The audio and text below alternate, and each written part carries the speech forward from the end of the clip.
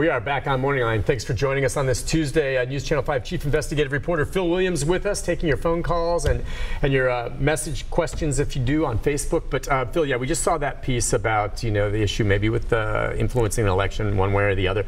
Likely, probably nothing to happen there unless Glenn Funk, the DA, decides to get involved. But it, just shows some conduct there. And his as you noted, his language was such he was walking right on that line and perhaps not crossing the line. And so it might be difficult to make a criminal case out of that. But certainly, any public official, in speaking to his or her employees, really should not be in a position of even suggesting one way or another which way they should vote. Okay. All right, the other story that we want to show, this next one, it involves what's reported and what's handled and how it's handled in an instance in a school. This one involving a coach. That's right, and it was an allegation where the principal of the school investigated, and because number one, the coach got physical with the student, and number two, because he tried to cover it up, the principal felt that the coach should be terminated. Dr. Joseph intervened, and the final decision was his, and he decided to give the coach a 5-day suspension and let him keep his job. So again, this is one of those where the viewers can watch and decide for themselves. Okay, let's have a look. When Senior Ty Bowman looks at this video, he knows he should not have lost his cool. I mean, I could have handled it better. Like, I didn't have to cuss him out and stuff like that. And his mom, Angel Matthews, wasn't happy either. I'm not proud of Ty, his behavior, his cursing, any of that stuff. But she also sees a teacher so out of control that he would shove a student, then have to be restrained by a coworker. That's when it just was like, really? You allowed yourself to get that far gone? The teacher, Coach Arnett Bodenhammer, has made the rounds throughout Middle Tennessee, including stints in Murray County, Rutherford County, and Marshall County. In 2017, he made the move to Nashville's Overton High School. That's where the incident occurred. The official investigation concluded that Bodenhammer had left his class unattended. I just know I was tired of sitting on the floor in that classroom not doing anything.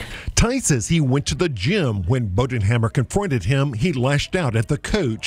One thing led to another. I was picking up my backpack and stuff, and he knocked it out of my hand. Bodenhammer pushed forward. Oh, the whole time he was in retreat. I just put my hand on his chest. Like, I didn't use no force or nothing. I was back up on my face. And then that's when he full force pushed me into the wall. Ty says he was so upset at this point, he decided to head to the office to report the blow-up himself. That I was just trying to remove myself because I knew if I would have stayed there and he would have kept trying to talk to me, I would have got more angry. The video shows another teacher restraining Bodenhammer. Once I saw the video, I was livid. I can't even explain to you how upset I was. And Angel Matthews says she was also upset by what Bodenhammer did next, calling her to suggest they needed to stick together because of the color of their skin. I mean, he just told me that, he tries not to use the race card, but that we as black people need to stick together. Well, I'm here to tell you today, Overton is still a great school.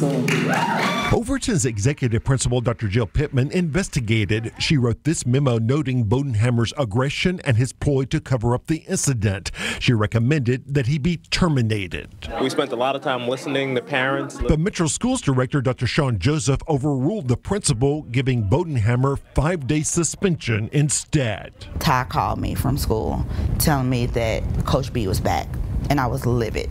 Nobody had called me. I hadn't heard anything from anybody. This past spring, a local newspaper published a column from Bodenhammer's 88-year-old father suggesting that criticism of the school's director was racially motivated. Feels a lot like, you scratch my back, I'm gonna scratch yours. Even though the Overton principal was forced to take Bodenhammer back last year, she did not renew his contract for this school year. Still, he ended up at Rose Park Middle School. If you let a teenager get you that upset, to the point where you ready to put your hands on them. Like, you don't need to work with teenagers then. While Ty and his mom know some people will look at this video and say he got what he deserved, she argues teachers need to be people who can rise above. Well, that's what makes us adults and them children. We have the life experience and the know-how to not allow ourselves to lose control when dealing with kids. I don't want him working with anybody's kids.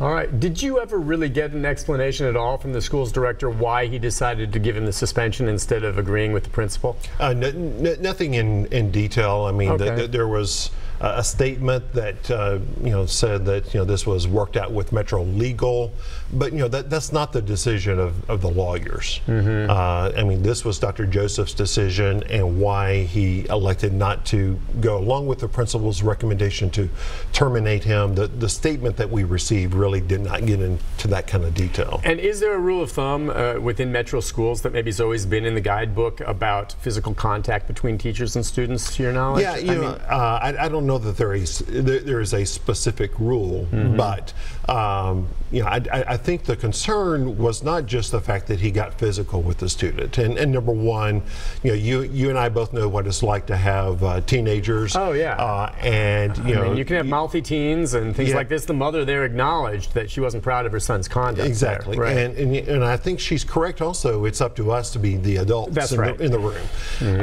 But what was even more concerning for the principal, according to her memo, was his attempt to cover it up.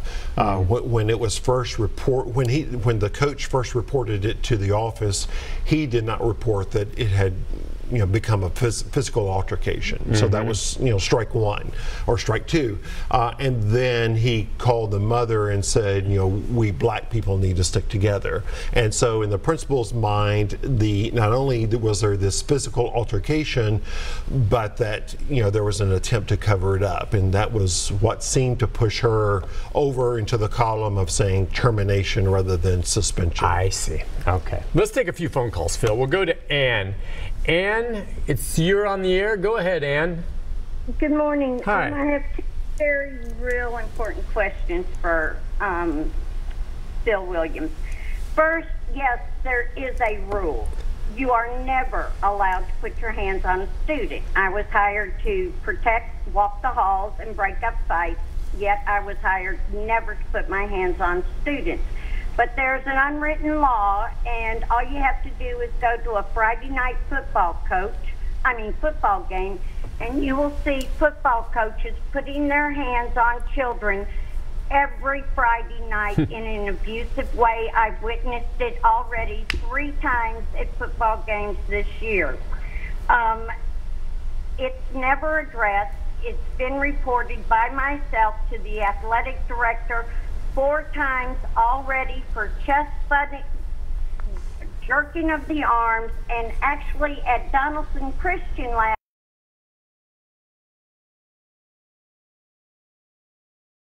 nothing's being done. My other question for Mr. Williams is, thank you so much, because as a classified person who reported sexual harassment and who had her job after 19 years was terminated, the person who was in charge of me has since resigned from his position after being told not to come back. But the previous 2 persons in charge of Metro Schools did not acknowledge SEIU. So when human resources would not get involved, and when that individual who was over the classified support individuals as campus supervisors would not get involved, the only person left to handle that complaint was the principal. And the principal was left to do whatever the principal chose to do, because at the time, that's what the climate of central office was. So have you run into that in your investigation? Does that climate still exist? And please continue with your investigation.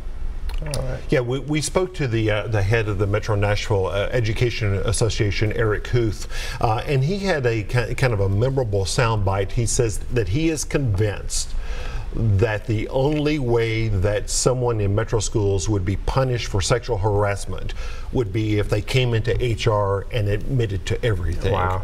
And we should note, I mean, he says, you know, that's been a long-standing cultural issue. The times are changing, as you said. Right. I mean, come on. Yeah. Right? I mean, after Me Too, yeah. I think as a manager, the alarm bells ought to be going off. Yeah. Whenever someone came in with a complaint like this. I think at the very least, take it very seriously, look into it. It just doesn't seem like that's happening. And we've reported on a case, and it's involves the person who filed the most recent lawsuit last week, where you had a school board member who went to Dr. Joseph and said, I've had a complaint. She doesn't want me to tell you her name, but that one of your administrators, Mo Carrasco, is engaged in blatant sexual harassment. The Metro Schools policy says anytime an administrator receives, you know, any information that makes him or her believe there may be harassment occurring, that should be referred to HR for an investigation. Mo Carrasco was a friend of Dr. Joseph, and instead of ordering an HR investigation, Dr. Joseph called in Mr. Carrasco and said, listen, you should know this is being said about you.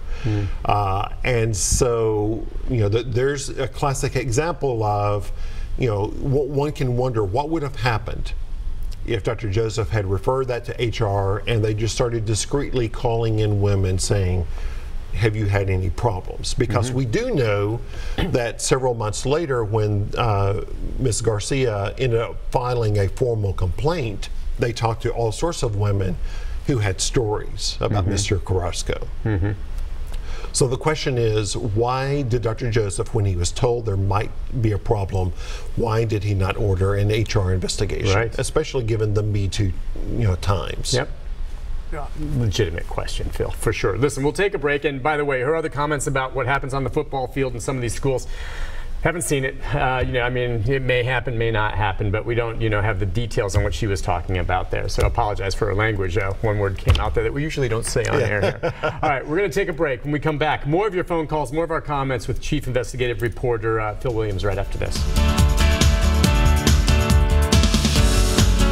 The Storm 5 weather update. For weather on the go, download the Storm Shield app.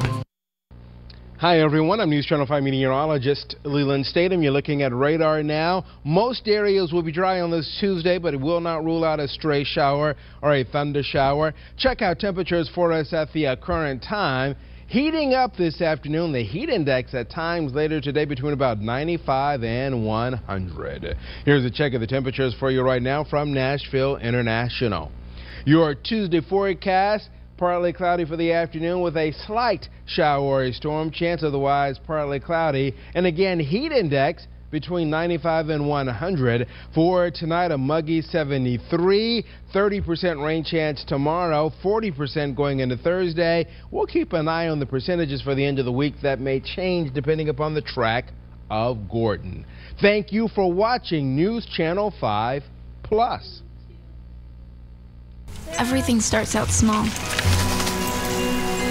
The things that hurt us, they all start from somewhere.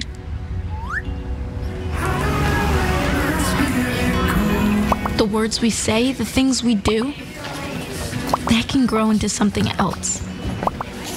What was small and innocent can become big and sometimes scary. All it takes is one comment, one picture, one video for something to catch fire. But a big problem doesn't need a big response. Not at first. Even if we don't know what to say, the eye emoji can be that first step we take.